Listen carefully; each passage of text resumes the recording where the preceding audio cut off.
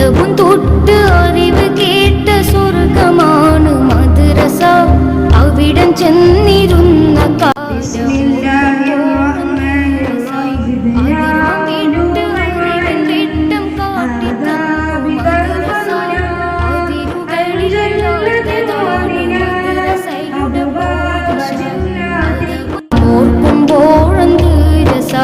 അധർമ്മം വിട്ട് അറിവിൻ വെട്ടം കാട്ടിത്തന്നു മദ്രസ.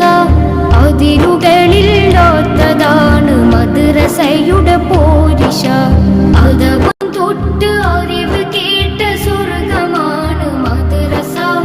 അവിടം ചെന്നിരുന്ന കാലമോർക്കും